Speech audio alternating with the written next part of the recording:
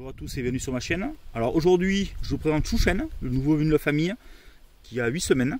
Un peu plus sérieusement, la trousse de premier secours pour chien de chez Solognac. Alors j'ai pris cette trousse de secours parce que je chasse, j'ai des chiens à la maison aussi.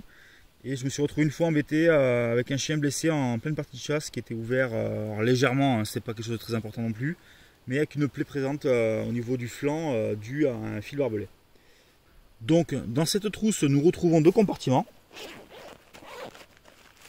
Dans le premier que j'ouvre, nous avons deux paires de gants nitrile bleus pour se protéger soi-même et le chien du risque infectieux, mais également en cas de saignement important, de voir si nos pansements, nos points de compression sont efficaces du fait de la présence de sang ou pas sur le gant. Ça permet d'avoir un indice visuel de l'efficacité de notre protection de la plaie et de l'arrêt du saignement.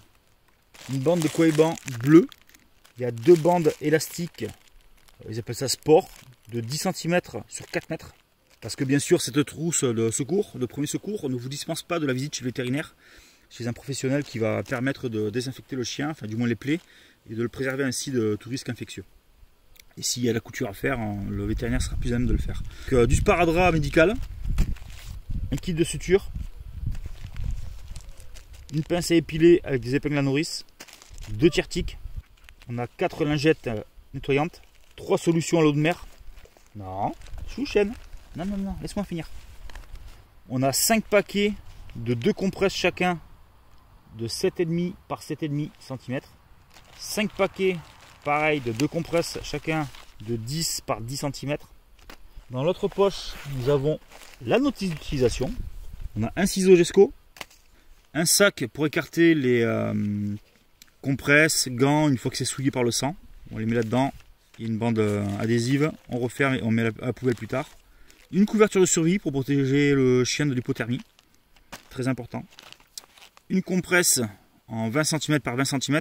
Là, ça commence à faire beaucoup. Donc là, c'est quand même des plaies plus importantes. Ou pour mettre en surface et ainsi faire un pansement encore plus imperméable.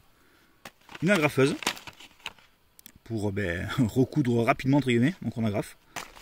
Et la pince pour enlever les agrafes. Le principal, c'est de ne pas paniquer, d'essayer de ne pas transmettre au chien son stress, de le maintenir immobile entre guillemets, de le couvrir pour le protéger de l'hypothermie, de lui porter les premiers secours si vous en sentez capable.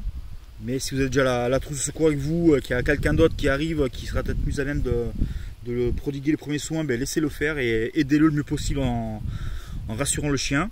Je vous le répète, mais la visite chez le vétérinaire est plus que nécessaire à chaque fois. Il y a toujours un risque infectieux ou d'hémorragie plus importante qu'on ne voit pas forcément de suite. Donc il y aura forcément un examen médical à faire pour le chien. C'est très important. Donc j'ai pris cette trousse à Decathlon pour 30 €.